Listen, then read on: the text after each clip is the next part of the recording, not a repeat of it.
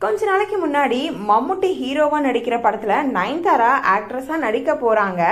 இந்த படத்தை கௌதம் மேனன் டைரக்ட் பண்ண போறாரு அப்படின்ற ஒரு நியூஸ் வெளில வந்துச்சு. அதுவும் தமிழ் அண்ட் மலையாளம் 2 லாங்குவேஜஸ்லயும் இந்த படம் உருவாக போகுது அப்படின்ற ஒரு நியூஸ் வெளியில வந்துச்சு.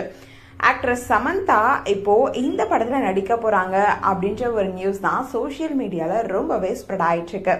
ஆக்ட்ரஸ் சமந்தா கோலிவுட்ல ரொம்பவே டாப் ஹீரோயின்கள்ல ஒருத்தவங்களா இருந்தவங்க. நாக சைத்தன்யாவை கல்யாணம் பண்ணிட்டதுக்கு அப்புறமா இப்போ அவங்க பிரிஞ்சிருக்காங்க. சினிமாவில இருந்து ஒரு குட்டி பிரேக்கும் எடுத்திருந்தாங்க. இப்போ மறுபடியும் நடிக்கவும் ஆரம்பிச்சிருக்காங்க. சிட்டாடல் அப்படின்ற வெப் சீரிஸ்ல நடிச்சிட்டு இருக்க சமந்தா இன்னும் சில படங்கள்லையும் கமிட் ஆயிருக்காங்க. இது பத்தின அறிவிப்பு கூடிய சீக்கிரமாவே அடுத்தடுத்து வெளியாகும் அப்படின்னு எதிர்பார்க்கப்படுது. இந்த சூழல்ல தான் இவங்க மலையாளத்துல என்ட்ரி கொடுக்க போறாங்க அப்படின்னு சொல்லப்பட்டு இருக்கு.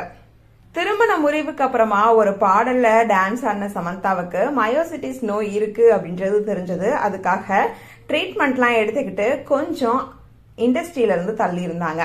அதுக்கப்புறமா சாகும் தலம் குஷி அப்படின்னு 2 படங்கள்ல நடிச்சாங்க. எதிர்பார்த்தபடி இந்த படங்களோட ரிசல்ட் அமையல அப்படின்னாலும் ஓரளவுக்கு நல்லாவே போச்சு அப்படின்னே சொல்லலாம். இப்படி சூழல் இருக்கும் பொழுதுதான் திடீர்னு சினிமாவில இருந்து நான் தற்காலிகமா விலக போறேன் அப்படின்னு அறிவிச்சாங்க.